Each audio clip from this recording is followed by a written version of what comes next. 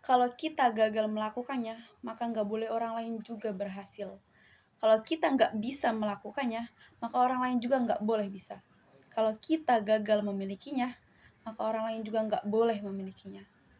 Kalau ada di sekitar kita yang kayak gini, atau jangan-jangan malah kita yang kayak gini, hati-hati guys. Kita merasa bahwa kitalah pemenangnya. Padahal nyatanya kita nggak kemana-mana. Karena hukum alamnya selalu ada dua. Di atas langit masih ada langit. Orang hebat justru akan menciptakan orang hebat lainnya, bukan malah sebaliknya.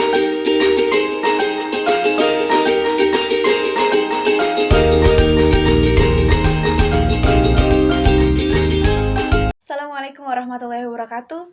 Halo, perkenalkan aku Nur Aziza Adilah, mahasiswi semester 4 dari Stay Savvy.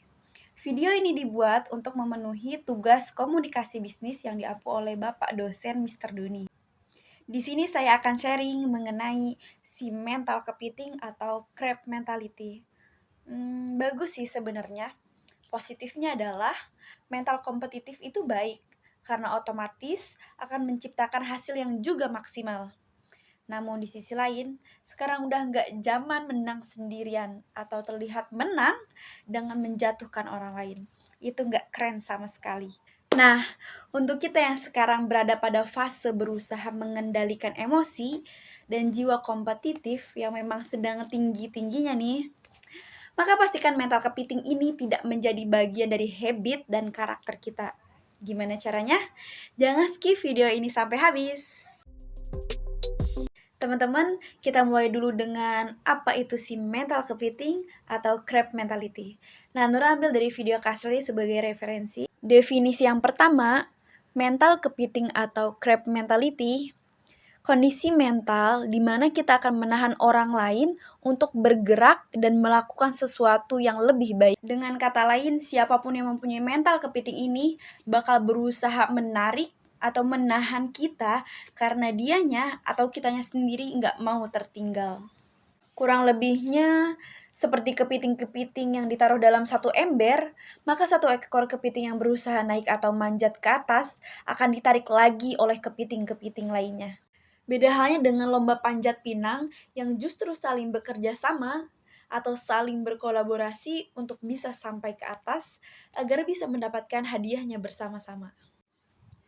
Definisi yang kedua, mental kepiting atau crab mentality dianggap sebagai perasaan negatif saat mengetahui bahwa orang yang lain atau orang lain telah mendahului langkah kita.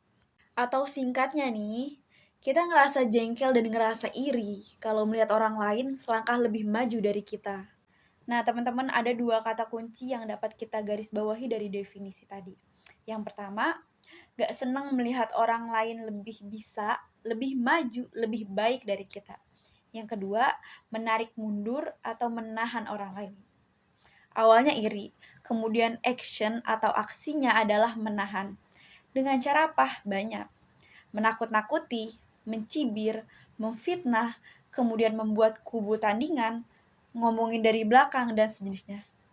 Nah, siapa nih teman-teman yang sedang berada di fase kayak gini atau sedang berada di situasi kayak gini?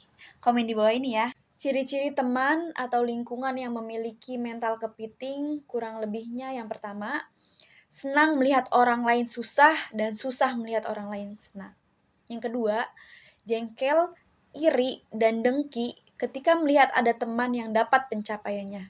Yang ketiga, senang ngasih sugesti negatif saat kita sedang berusaha memperjuangkan sesuatu. Alhasil, kita kembali menjadi manusia yang pesimis dan rendah diri setiap kali kita cerita dan bertemu orang tersebut. Ada dua alasan kenapa kita harus menghindari mental kepiting atau teman yang mempunyai mental kepiting.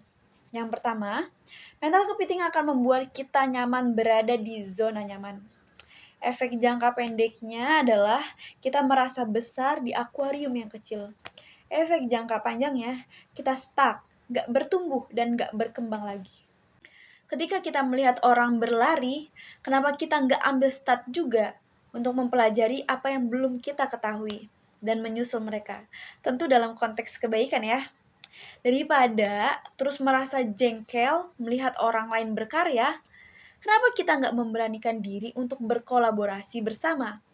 Kuncinya satu, mempunyai tujuan dan target yang sama. Teruntuk teman-teman yang sekarang sedang menghadapi situasi dan lingkungan yang bermental kepiting, berikut ada 5 tips cara menghadapi mental kepiting. Yang pertama, shifting the mindset. Jadikan yang lain sebagai inspirasi, bukan sebagai lawan berkompetisi. Nah, kalau cara mikirnya kayak gini, dengan sendirinya lingkungan yang kita bentuk adalah kita bakal berlomba-lomba dalam urusan kebaikan dan menghasilkan persaingan yang sehat. Yang kedua, rules of relationship. Sedekat apapun kita dengan orang lain, entah itu relasinya keluarga, teman, kekasih, maupun partner kerja di kantor, maka kita juga harus paham bahwa tidak semua hal bisa kita kontrol. Ya, kurang lebihnya saling berekspektasi. Kita punya ekspektasi bahwa si teman A akan mengikuti semua perkataan kita. Si teman B akan diam di tempat yang sama dengan kita. Si teman C tidak akan melangkah lebih jauh dibandingkan kita dan seterusnya.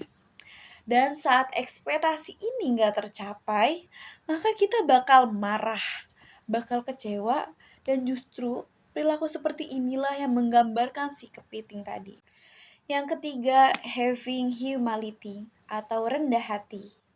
Berdasarkan penelitian, mental kepiting ini salah satunya disebabkan oleh kesombongan, perasaan superior atau perasaan merasa paling tinggi yang tumbuh di dalam diri kita. Akibatnya kita merasa terancam apabila ada orang lain yang melangkah lebih tinggi dibandingkan posisi kita saat ini. Do the best but don't feel the best.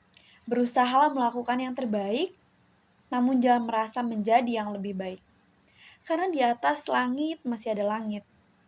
Toh menjadi rendah hati gak akan membuat kita menjadi rendah diri, hina, dan lebih kecil dari orang lain.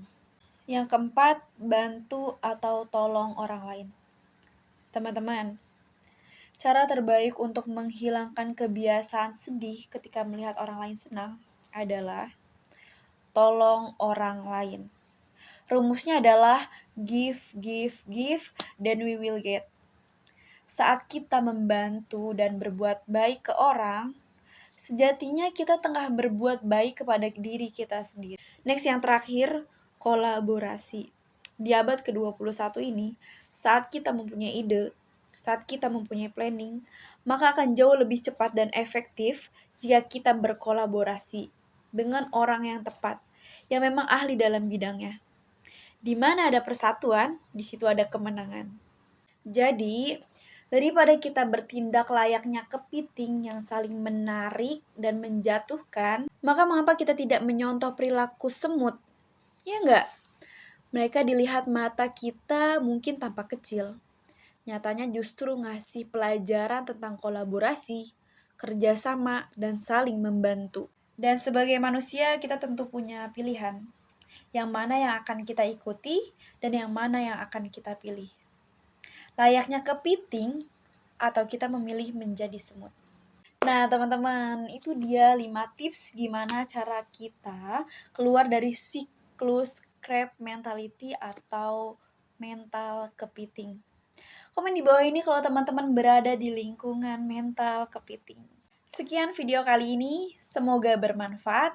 See you. Wassalamualaikum warahmatullahi wabarakatuh.